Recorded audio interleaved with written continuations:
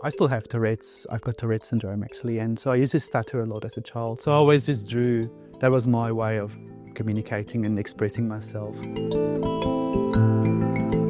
As artists, we also have a responsibility above politics and religion. We can speak to people on a different level that can cross, over boundaries and languages and, religion and all these sort of things. Hi everyone, my name is Eddie Botha. I am in Melbourne, Brunswick. I am an interactive illustrator, contemporary supposedly. So yeah, I draw with brush tip ink pens on mixed media boards or paper with collage materials in the background. I really wanted to study art, but my dad said no. And so I became a landscape architect. So it's really given me a different career path to the arts. So what it's done to my work is it's given my work a bit of a plan-like feel.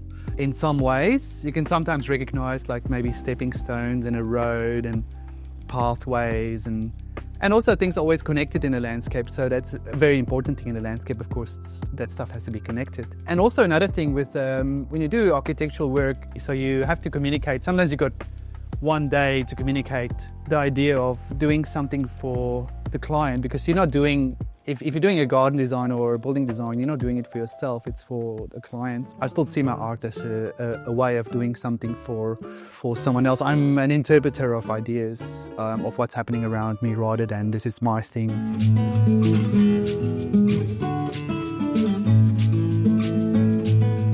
My art looks fun at first, and then there's always a deeper meaning behind it most of the time. So I try and make it playful and fun and funny as well.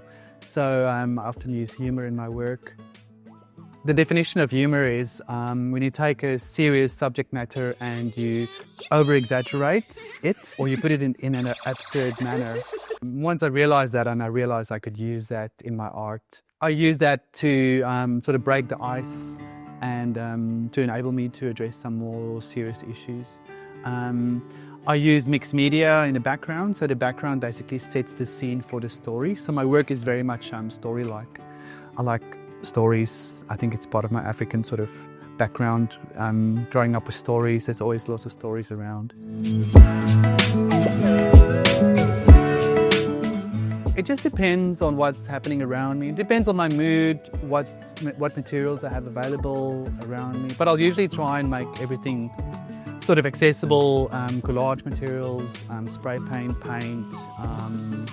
markers and stuff to stencil with, and So then I just start somewhere and it just sort of goes from one thing to the next. But sometimes I will have some sort of an idea. Sometimes some collage material will give me a fairly good guidance on what I want to do. So, so it just depends on what's going on in my life. I often work with my daughter Danny. She's 5 years old now. She's almost 6. And she's a great little artist. She really helps me a lot. And this is Danny Botha. And she sold some artworks in her lifetime already for a few $1,000. And I'm very proud of her. At some stage my work was getting very, I was like getting scared of making mistakes, because when you draw, especially with brush tip pens, like you can't really make mistakes. So I was like, oh, I don't want to make a mistake, and it wasn't the way I wanted it to be. Like it didn't feel good. And it was stifling my creativity basically as well.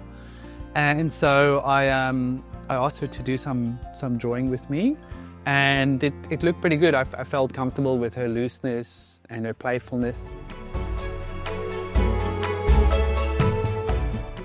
There's symbolism in my work, and so colors have certain meanings to me personally. Some shapes, some figures. So for example, someone who's a bit obese might symbolize greed to me, or someone who's dressed in a suit and a tie would mean they've got something to hide. They're sort of covering themselves up. They're being pretentious.